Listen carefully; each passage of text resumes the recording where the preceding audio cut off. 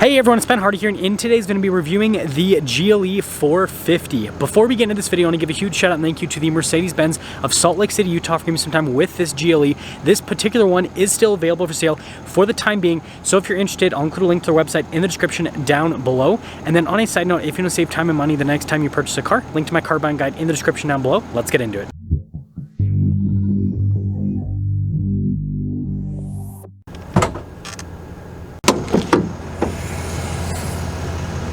Powering this is a turbocharged 3-liter inline-6 that goes through a 9-speed automatic transmission. Fuel economy is 19 around town and then 26 on the highway, with power outputs being 375 horsepower and then 369 pound-feet of torque. Now, before we go over the front end, I do want to mention, if you want to see more videos just like this, then I recommend you subscribe because I post content every single day. So starting with the hood, you guys can see the distinctive lines that come with the GLE. You've got the Mercedes logo there in the center. And by the way, this is a new paint color called Alpine Gray. And then down below, I love the daytime running lights and then the little like extra lights thrown in. It looks really cool. And then look at the blacked out trim here at the bottom. We do have parking sensors integrated into the front end. Obviously you got the larger Mercedes logo front and center. You got the camera there. And then look at all the Mercedes stars in the grille. And putting it all together with this new Alpine Gray, this just looks fantastic. Coming around the side here, our tire wheel setup is 275, 45, 21 in the front, and then 315, 40, 21 in the rear. And then if you look at the wheels themselves, you've got the silver on the top with a metallic gray below. That's the AMG style of wheel. And then the brake caliper itself has been painted silver. Really nice fender flares that are body painted, and then you guys can see with the rest of the bodywork there also body painted. Mirror caps have been blacked out. We got some silver trim on top of the door handles, but then the window trim's been blacked out. So sorry about this side view here. The lot's kind of tight today, but here is the side-ish view, I suppose. So here's our key fob. We have our unlock function, our lock function, the opening here for the hatch as well, and yeah, normal Mercedes key fob, and we'll just hold that down and it'll pop the hatch right open. Now, popping into the cargo area, we have a cargo cover built in from the factory, and then we actually have some netting here on the side for extra storage. And when it comes to space, the GLE is quite spacious indeed. And lifting this up, I got a spare tire underneath. And when you're all done, all you got to do is just press this button up here and it'll close it all up. So here are the taillights with the new GLE, and then you guys can see all the badges here on the back. We got more parking sensors here at the bottom. You got the covers for the exhaust tips and a receiver hitch. So wrapping things up, let me know what you guys think about this new GLE and the color on this particular one. Now, popping inside, you can see we've got really nice leather trim here at the top, and then look at the wood trim down below. Heated seats for the rear passengers. This one's got the Burmester sound system, and then more really nice trim here at the stitching that goes across, and even like the window control looks really high quality. And then here are the seats themselves. You can see perforated all down the center. Got the piping on top of that. Now, room here in the back of the GLE is quite fantastic. We also have this little storage net here. Got some vent action in the back. We have our own climate zone, some USBs. We even have, of course, a cup holder armrest. And then last but not least, headroom's good. Now, taking a look at the front door panel, you can see again with the trim here, and then look at the stitching, all the wood trim. Got all of our memory seat functions right here. You've got your power adjustments, heated and ventilated seats up front. This is so you can adjust the passenger seat from the driver's side. Got another speaker for the sound system. All of our window controls down here, mirror adjustments. The mirrors do power fold in, and they have blind spot monitoring. Now, with the front seat, you guys can see here perforated all down the center, just like the back. And just a quick look at the pedals, and then I love the light control here, and then more wood trim, and even the dash has stitching and everything.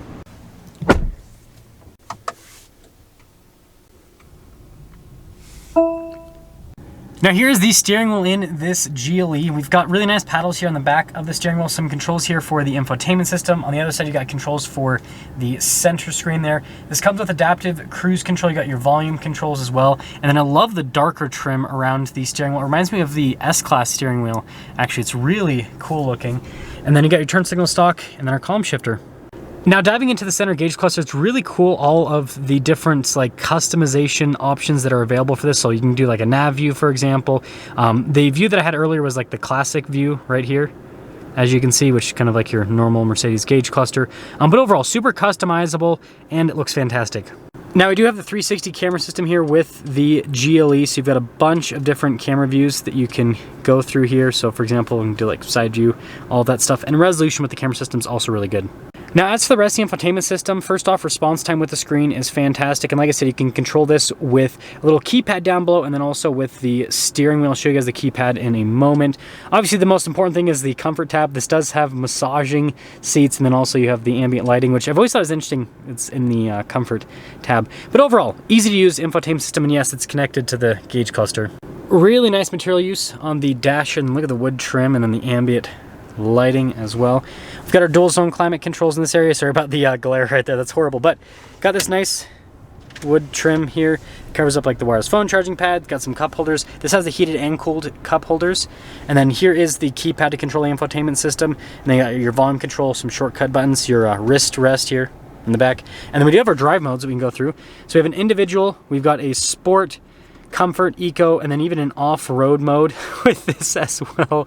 That's cool that it like gives you a warning before you go into it. And then of course, being a GLE, you've got the grab handles here with the ambient lighting, and then see storage space in there is good. I love the trim here. It's really nice to the touch. And then with the glove box, it's big. Ooh, this one's got the perfume thing. That's pretty cool. And then up top, we do have a full panoramic sunroof.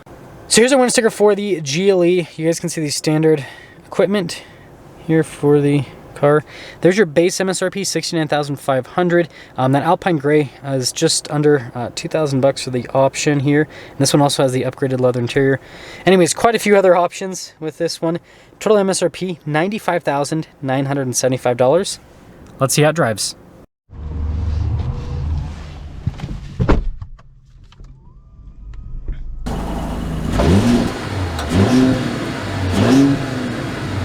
Well, let's talk about visibility before we set off. Here's visibility of the hood, and hopefully you can now see the heads-up display. Both the mirrors, do have blind spot monitoring, then throughout the rest of the rear.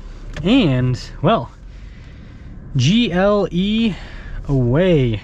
So the 450, I think this might end up being the GLE sweet spot. And after today, I will be able to comment on pretty much the, I think the entire lineup with the GLE, because I had a GLE 63S as a tester for a week. Mercedes sent that out, new body style. If you guys haven't seen that video, go watch that one, obviously.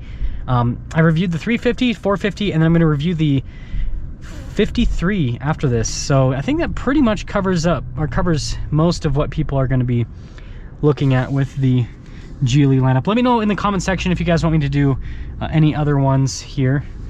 But first off, I love the suspension with the GLE.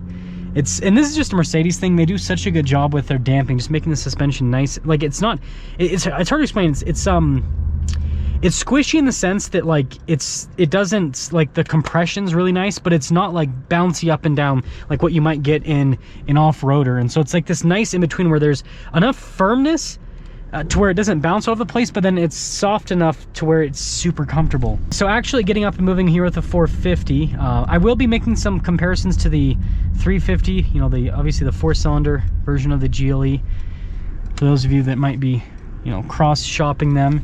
I can tell you right off the bat, there's not a huge difference with the power, but I'm sure that once I get into it a little bit more, then I'll be able to kind of tell the acceleration difference. I still got to get used to this with Salt Lake, where people just randomly walk across the road. Where I live, like, people always use crosswalks and everything, so it's definitely a little bit of a learning curve for me. Anyways, really quiet. Yeah, super quiet.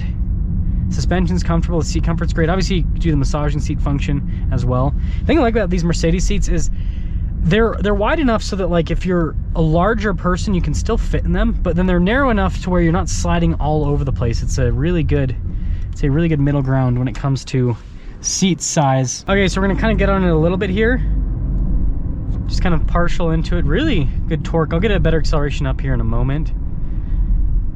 But I will say that this powertrain definitely, it feels like there's just a little bit more when you kind of get into it more compared to the 4-cylinder. I don't feel like I have to wring this out as much as a 4-cylinder, so I can already tell a difference from that perspective, 100%. Okay, we'll get another acceleration here.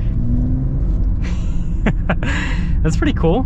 It really does have good torque. I can tell you right, again, I'll get another like better acceleration up here in a moment, but I can tell that there's like just a bigger punch with this one compared to the 4-cylinder. It's actually perceivable. Okay, so here we go. Get our final acceleration here with the 450. Yeah, that's definitely a much bigger punch compared to the 350. So summing things up, I can't necessarily say that this is the GLE sweet spot quite yet because I haven't reviewed the 53. But what I will say, with the size of vehicle that this is, I think that the 450 is probably the route to go if you're not going to be going for an AMG GLE. And I just like the power that this has, it's just, it's the sweet spot, at least out of the, again, the non-AMG versions. It's more than enough power, but it's not like, but again, the engine's still like economical, so it's not like there's any downside with this, in my opinion. So let me know what you guys think about the 450, but I think this versus the 350, I think this is worth paying a little bit of extra money for.